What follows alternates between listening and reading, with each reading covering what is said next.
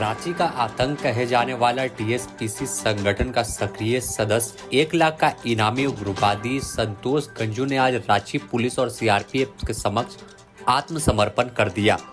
सरकार की आत्मसमर्पण और पुनर्वास नीति से प्रभावित होकर सीआरपीएफ 133 बटालियन और रांची पुलिस के प्रयास से पुलिस के समक्ष आत्मसमर्पण किया है। संतोष गंजू पर 2 मामले उरमांझी थाने में दर्ज है, साथ ही दर्जनों मामले में इसकी संलिप्तता रही है। संतोष गंजू टीएसपीसी के गुरिल्ला आर्मी का सदस्य और घातक हमले करने में काफी माहिर है। राज्य में बढ़ती पुलिसिया दबिश और सरकार की नीति से प्रभावित होकर इसने आत्मसमर्पण करने का फैसला किया। रांची एसएसपी कार्यालय में रांची एसएसपी और सीआरपीएफ के अधिकारियों ने उसका स्वागत पुष्पगुच्छ देकर किया। साथ ही 1 लाख रुपए का इनाम जो इस पर था वो भी इसे सम्मान के रूप में दिया गया है। देखिए, एक खुशी का मौका है कि हमारे देश का एक नौजवान जो कि भटका हुआ था, नक्सल गतिविधि में संलिप्त था और उसके परिवार और हम लोगों के प्रयास से आज उसने शासन के समक्ष आत्मसमर्पण किया है। उसको जो भी सुविधाएं शासन द्वारा दी जा सकती हैं वो हम लोग देने का प्रयास करेंगे। और मेरी तो बाकी जो लोग अभी भी इन गतिविधियों में संलिप्त हैं उनसे यही आग्रह है कि वो लोग भी आत्मसमर्पण करें और अपना जीवन यापन खुशी पूर्वक करें। सर, ये आपके पास पहुंचे या आप लोग इनके पास पहुंचे, क्या रहा कम्युनिकेशन? जैसा इसके साहब ने बताया कि ये कुछ चीज़ें होती है जो कि हम लोग आपको नहीं बता सकते, हम कैसे इसको इस तक पहुँचे या वो मेरे तक कैसे पहुँचा, लेकिन ये परिवार और हमारा संपर्क स्थापित हुआ और उसके तहत हम लोगों ने इसको आज आत्मसमर्पण किया। रांची एसएसपी चंदन कुमार सिन्हा ने बताया कि संतोष गंजू टीएसपीसी की गुरिल्ला आर्मी का सदस्य है। घातक हमले करने में इसकी काफी अहम भूमिका होती है।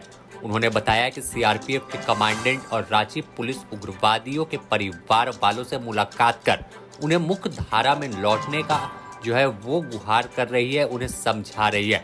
यही कारण है कि संतोष गंजू के परिवार के लोगों ने संतोष को समझाया कि हिंसा के रास्ते पर कुछ नहीं है, आज नकल व जंगल में मारा जाएगा। देखिए, संतोष गंजू जो है वो टीएसपीसी के लोकल गुरिल्ला स्क्वाड का स्क्वाड कमांडर था। 2013 से 2017 तक ये काफ़ी सक्रिय था। उसके बाद जब पुलिस का दबाव पड़ा तो ये आदमी जो है यहाँ छोड़ के भाग गया था, लेकिन ये जहाँ भी रहा वहाँ अपने दस्ता सदस्यों के साथ संगठन के साथ जुड़ा हुआ था। हम लोग को जो सूचना मिल रही थी कि ये आदमी लगातार जो है उसका थिंक टैंक के रूप में काम कर रहा है। फिर हम लोगों ने जो है इनके परिवार वालों से संपर्क किया। सीआरपीएफ के कमांडेंट साहब और डिप्टी कमांडेंट विवेक साहब, इन लोगों ने काफ़ी सक्रिय भूमिका निभाई और लगातार उसके परिवार से हम लोग जो है मुख्य धारा में शामिल होने के लिए कहते रहे। अल्टीमेटली ये इसने स्वीकार किया। ये हमारे 2 कांडों में वांछित था। रांची जिला के घटनाएं बहुत सारी थी जिसमें शामिल था, लेकिन जिसमें नाम आया वो 2 घटनाएं थी जिसमें ये फरार था और पुलिस मुख्यालय के द्वारा इस पर 1 लाख का इनाम घोषित किया गया था। कितने दिन सक्रिय था सर संगठन? 4 वर्ष तो ये बिल्कुल फौजी कार्रवाई में सक्रिय था। उसके बाद फिर ये जो है उसके रणनीति बनाने में ये काम पुलिस तक कैसे संपर्क किया?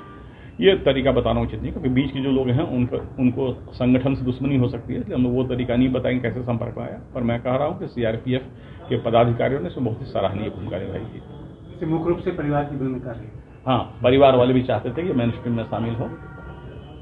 और भी सर, इनका एरिया कौन सा पहले था? और एरिया इनका रांची में मेनली बुड़मू वाला इलाका था और इधर ओरमांझी, सिकदरी और रामगढ़ का सीमावर्ती इलाका था। वहीं उग्रवादी संतोष गंजू ने बताया कि उग्रवादी संगठन में वह 2 साल से है। उसकी अहम भूमिका है। उसके परिवार के लोगों ने उसे समझाया कि हिंसा का रास्ता छोड़ दे, जिसके बाद उसने फैसला किया और अपने अन्य साथियों से भी अपील किया है कि जंगल में कुछ नहीं है, वहाँ जिंदगी का कोई ठिकाना नहीं है। कब मौत आ जाए, कब पुलिस की गोली का शिकार हो जाए, इसका कोई कहना जो है मुश्किल है कि कब उनकी मौत हो जाएगी। आपको सुनाते हैं और क्या कुछ कहा उग्रवादी संतोष गंजू ने। जब आप टीपीसी संगठन में थे, 2 साल काम किए एक सदस्य के रूप में, और बाकी हमको रहने का दिल नहीं किया। उसके बाद छोड़ छाड़ के अपना घर परिवार लेकर हम अपना बाहर चले गए राजस्थान। अपना बाल बच्चे के साथ अपना जिंदगी जीवन बसर करना चाहते हैं। कहाँ रह रहे थे आप? राजस्थान में रहते थे सर। राजस्थान में रहते थे जी। कहाँ एक्टिव थे? झुंझुनू जिला था सर। जी, उसमें एक रेडू फार्म कंपनी का नाम था, वही फार्म में हम शरण ले रखे थे। नहीं नहीं, संगठन में किधर एक्टिव थे, किस पोस्ट में थे? बस सर ये अपने जिला रांची जिला तरफ थे। हाँ, किस पोस्ट में थे? बस एक फौज के रूप में थे सर। हाँ, जी।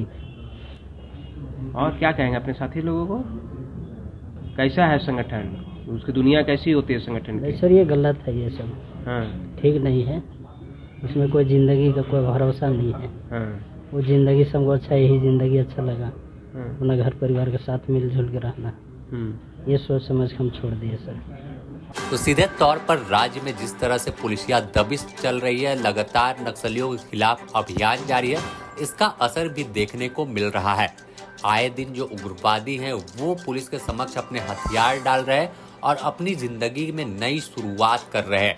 तो तमाम उग्रवादियों से पुलिस भी अपील कर रही है कि आप आत्मसमर्पण कर दें, नहीं तो अभियान के दौरान जंगल में मार गिराए जाएंगे।